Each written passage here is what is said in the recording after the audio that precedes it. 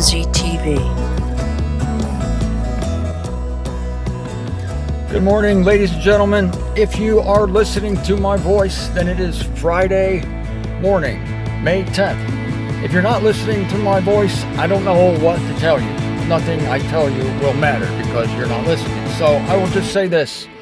As I'm recording this, it is Thursday. As you are watching this on Friday morning, I am en route, that's French, to Richmond, Virginia. I'm speaking Saturday at a conference at the Four Points Sheraton Hotel. So this is a last minute call. Get to Richmond by Saturday at 9:30 a.m. Come in or come early. Everybody tell you come early, come at 9. I'm going to start talking at 9:30. I'm the only speaker. In fact, I'm speaking, I think, 7 times. 7 times. I mean, they must think I'm superhuman or something. I don't know who scheduled me for 7 talks. Oh yeah, I did. That's right. Yeah, 7 talks. I got them all figured out. I'm going to start microcosmically, and I'm going to expand the viewpoint and look at the entire universe. And we originally announced that the conference would end at 5:30 on Saturday, or 5 o'clock. Well, there's going to be a bonus conference after dinner.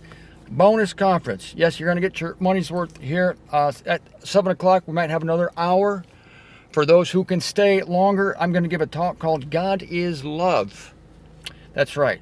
This is the ultimate thank God is God is love. That's the ultimate thank God. I'm going to tell you some of my fears in my weaker moments. I always overcome them, but I do have weak moments occasionally. I'll discuss that with you Saturday at the bonus conference in Richmond, Virginia. There's going to be a phone number appear on the screen as I'm speaking. That is the phone number of James Huff. Call him, text him, because we're going to have an informal meet and greet, a little get together on Friday evening. It's not the official conference. That doesn't start until Saturday. But call, text this number.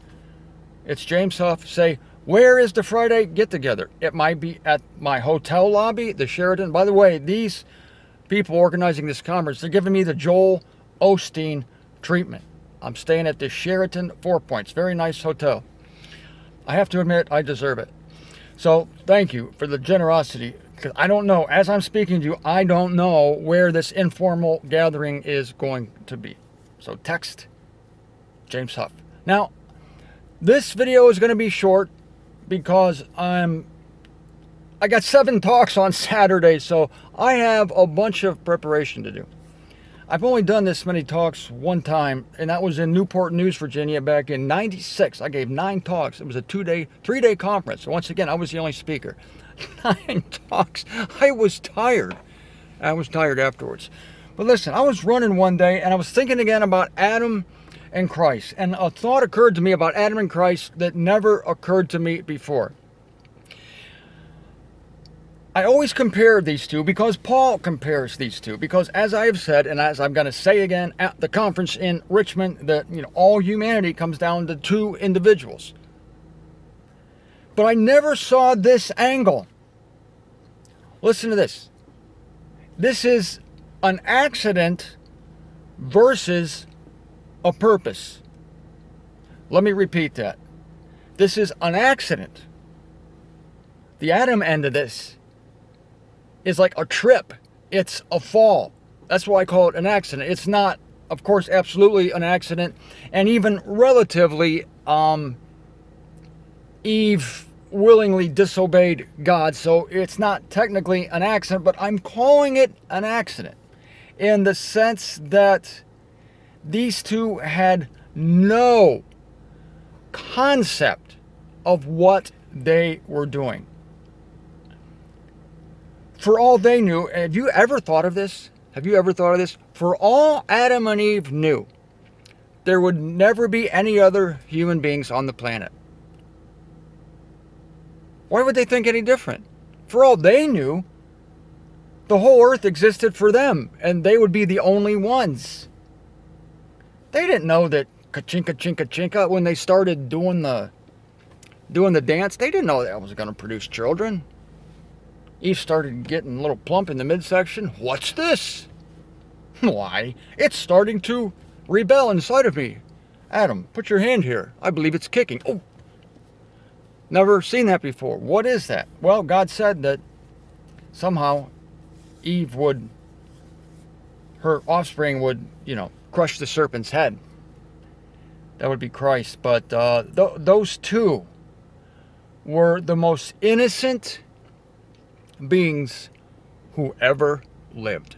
And they had no idea that what they had done would affect billions and billions of people and would become the template for salvation. That it would be the sin of all sins, and it would lead to the crucifixion of God's Son. It would bring billions and billions of people, more people than McDonald's has sold hamburgers, into sin and death. By the way, eating McDonald's hamburgers leads to sin and death. So they tripped into it. Now, I want you to compare that to the most intelligent man who ever lived, the most savvy man who ever lived, the most astute and aware man who ever lived, and the most purposeful man who ever lived, Jesus Christ. You see, he knew the history of Adam. He knew how humanity had come into being. But Adam had no idea that Jesus Christ would ever come into being, or that any other person would come into being. So how is it possible that the result of a trip, the result of an accident, the result of a whoops, was that bad, what we did? God, we ate of that tree. I mean, you told us not to, but what was that bad? I mean, what's going to happen? What's going to happen? But it was, seriously, they had no idea what was going to happen. Some would tell us that is more consequential, more powerful, more all-encompassing than the purpose of an intelligent being who knows what he is setting out to do, investing his life in it, following his Father's will. God is pretty much up to speed on everything that's going on, I would say. Following his Father's will to the T, with the intention. This is an intention versus a trip, a purpose versus an accident. With the intention being to undo what the first Adam did. The first Adam fell down when boom. The last Adam girded up his loins, set his face like flint, and went to Jerusalem to heal it, to cure it, to blow it up, and to take it to the next level. He did it intelligently. It must, and it does, overarchingly undo the damage that the trip man did, and the trip woman. The whoops people. They're the whoops people. Jesus Christ is 6 hours on the cross, man. They're the whoops people. Whoops, was that bad? Jesus Christ. Father, into your hands I commit my spirit. It is finished. That is not as strong as the whoops. Not as strong as, was that bad? There is no possible way. Paul, indeed, in Romans chapter 5, confirms what I'm telling you, only much more elegantly. And I'll just read the first part of that, because it answers everything. Hardly anybody knows this. Romans 5:15. Not as the offense, thus also the grace. Yes, the tripping was an offense. Yes. But it was done so ignorantly, not understanding the consequences.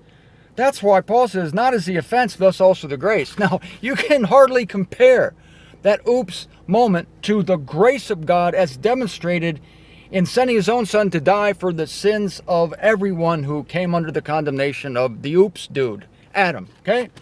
And his trippy wife. Yeah, the oops dude and his trippy wife. No idea what they were doing. Airheads. Completely. We can't blame them for that. Not as the offense, thus also the grace. Yes, and not as through one act of sinning is the gratuity. See, one act. Paul's minimizing it here. It's just one act. Yeah, I mean, it was very consequential. That's only one act. I mean, he has a point. I see what he's saying. Not as through one act. People might say, well, yeah, but what an act. Yeah, but you can't compare it to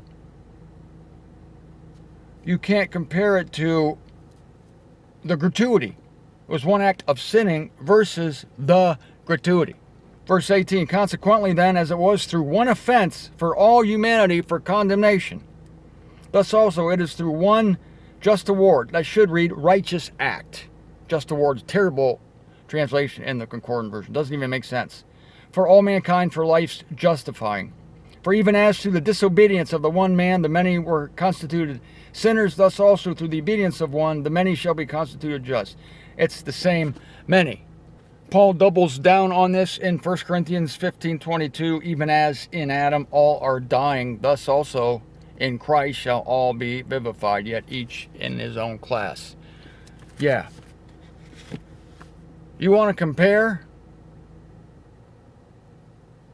the acts of a man who had no idea what he was doing to the acts of a man who knew exactly what he was doing, who looked at the situation, gauged it, assessed it, and said, yep, I got what it takes to do this. I get it all from my Father.